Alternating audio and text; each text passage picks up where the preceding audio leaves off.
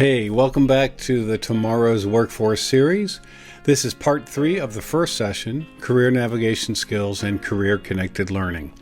I'm Hans Meter, the creator and presenter for this series, and if you missed any of the earlier parts, you can go to bctstrategy.com and find the landing page video series, and then you can get all the links to the YouTube videos. As we finished part 2, I asserted that career navigation skills have always been important and have been in short supply, but now they matter more than ever. Here's why. It's something we call the AI Convergence. With the AI Convergence, we are entering a period of hyper-accelerated change, where artificial intelligence, robotics, automation, and autonomy are advancing together and converging. It's not just about one breakthrough at a time, it's multiple innovations converging to reshape how we live, how we work, and how industries operate. The pace of change means that what once took decades to unfold may now just happen in a few years. The implication for workers, for schools, and communities are enormous, and that's why understanding the AI convergence is so critical. In this part, I'm giving an overview of the convergence, but if you go to Session 2 of this series, which is titled The AI Convergence, you'll find a deeper dive into many more of the technologies and workforce trends that have been coming to the forefront since 2020.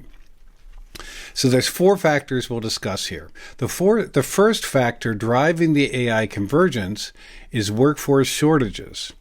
Across most industries, we're facing critical shortages of skilled workers that demand new solutions.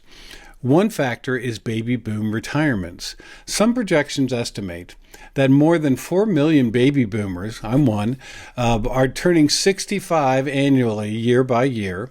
And in order to fill the jobs of boomers that decide to retire from the workforce, U.S. companies need to hire over 240,000 more people each month just to replace those retirees.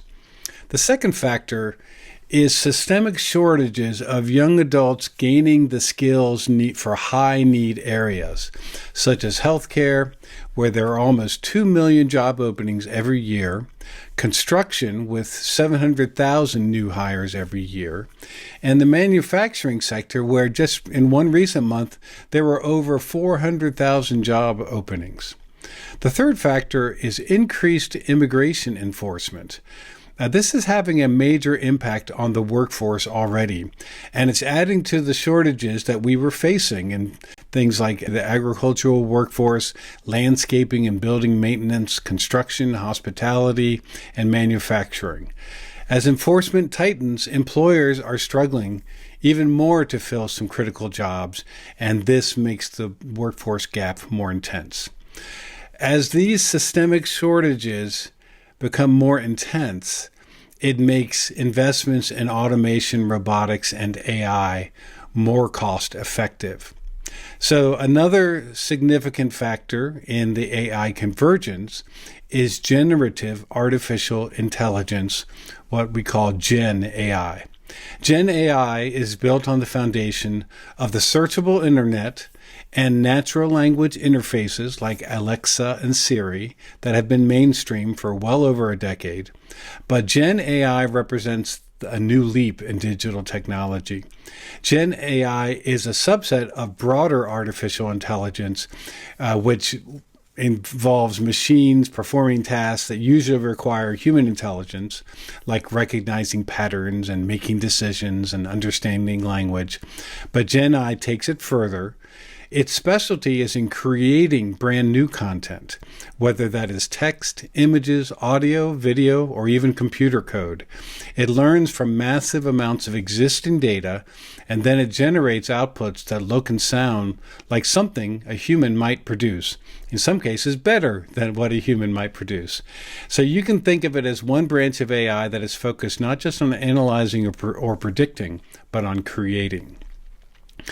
Among the most transformative applications has been ChatGPT, which was introduced in 2022 and has been followed along by a couple dozen other similar apps. ChatGPT became the fastest adopted technology in history and now engages more than 700 million active users every week. The rapid uptake underscores both the power and the disruptive potential of AI in everyday work and life. Ethan Mollick is a professor at the Wharton School of Business, and I really like the way he described Gen AI. The best way to think about this is that you're chatting with an omniscient, eager to please intern who sometimes lies to you. And I've had some funny experiences getting to know how to work with Gen AI, that there have been some confusions or some things that weren't entirely what I expected. So you have to learn to fact check it and how to ask the right kinds of prompts to get what you need from it. Now, let's turn to another part of the AI convergence, which is automation with autonomy. This is where we see machines that are not just doing tasks that humans could do, but starting to operate on their own with internal decision-making processes built into their code. One, we've got robotics and automation in warehousing and manufacturing that are streamlining production and logistics by handling repetitive, labor-intensive tasks with speed and precision. Sometimes these are called cobots because they're really collaborative robots that work alongside humans. There's animal-inspired robots that are being designed to mimic the biomechanics of animals, and they're being used for all sorts of purposes like inspections and deliveries and even military operations. There are self-driving taxis and self-driving long-haul trucks that are emerging to help reduce transportation costs, make transportation more accessible to people with impairments, and to improve safety on our roads. These are called AVs, or autonomous vehicles. There's also another subset of vehicles called autonomous construction and farm equipment that will allow building sites and farms to operate with fewer workers and more efficiently.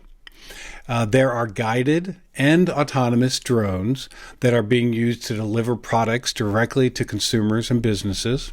And finally, there are drone-like air taxis, large drones that can carry from 1 to 4 passengers, and they're being deployed to provide short-distance passenger flights as a new form of urban mobility.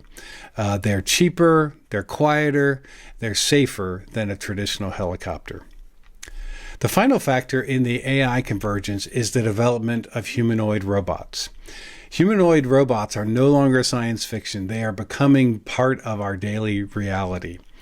Robots are trained through AI and machine learning, so they're able to learn from data, from motion-controlled sensors, from their own visual scanning sensors, and they're rapidly improving their performance.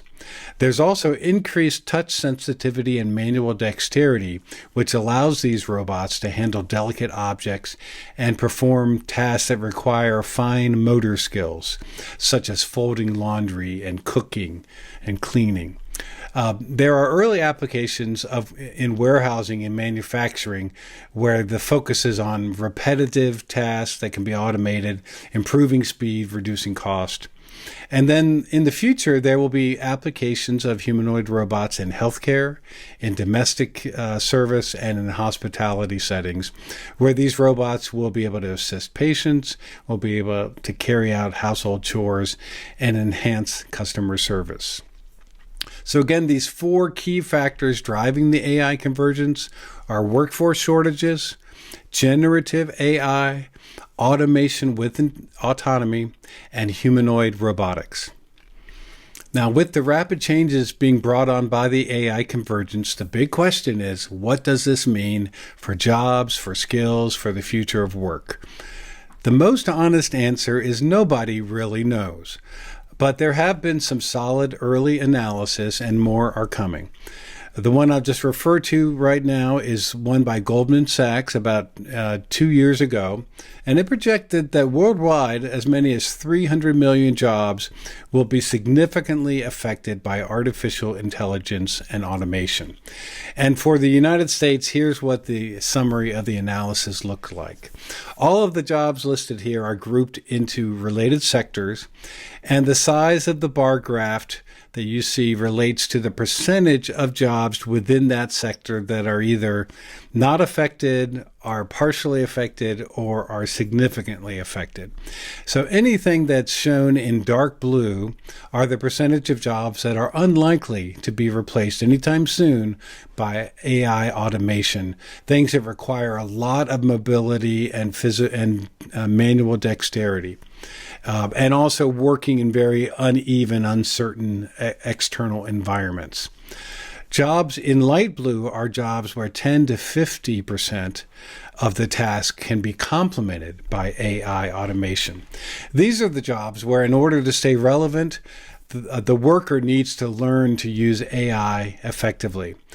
For these jobs, the saying is that you may not lose your job to AI or a robot, but you might lose your job to another human who knows how to work with AI or a robot. Thirdly, anything with the gray bars are the percentage of jobs that are very likely to be replaced by AI and automation. So we see broadly in the United States, about 2/3 of all jobs will face exposure to AI. And within those jobs, the average is that anywhere from 25 to 50%, 1/4 to 1/2 of the daily task can be automated. I know in my personal work, more and more things I'm discovering I can use AI to help get things done faster, more effectively.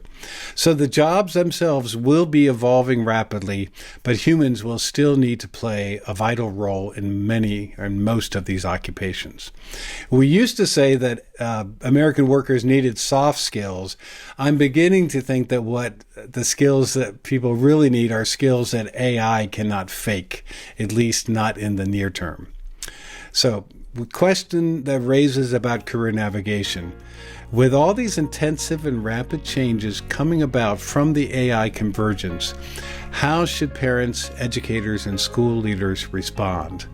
That is what we're going to talk about in the final 2 parts of this session. I'll see you on the other side. Thanks for watching.